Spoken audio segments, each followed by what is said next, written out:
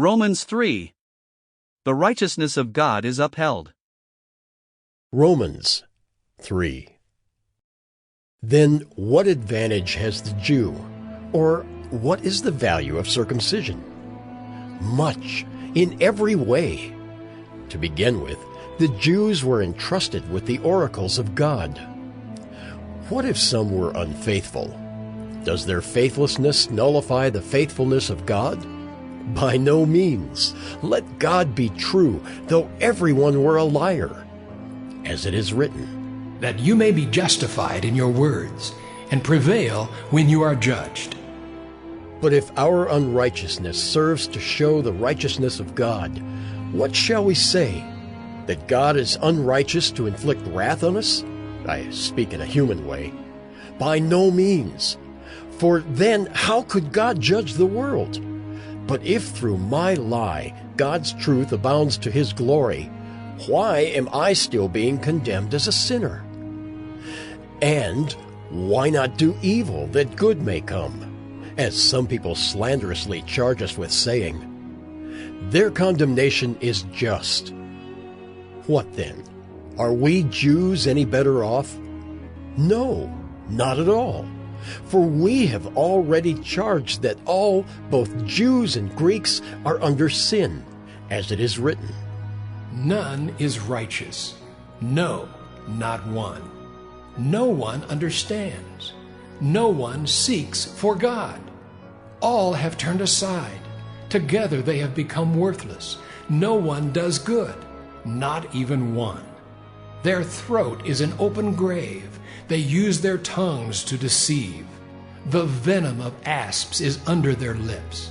Their mouth is full of curses and bitterness. Their feet are swift to shed blood. In their paths are ruin and misery, and the way of peace they have not known.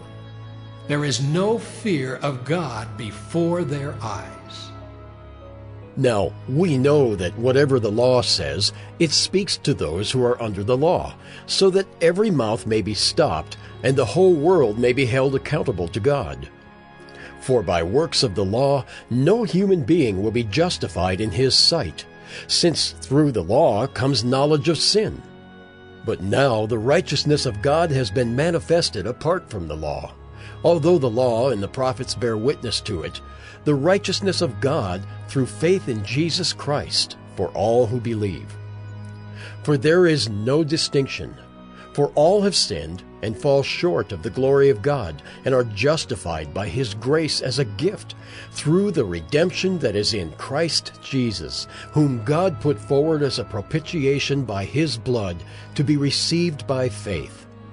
This was to show God's righteousness, because in his divine forbearance he had passed over former sins.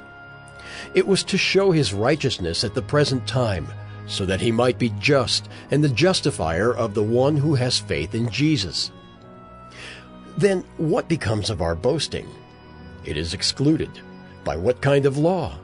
By a law of works? No, but by the law of faith.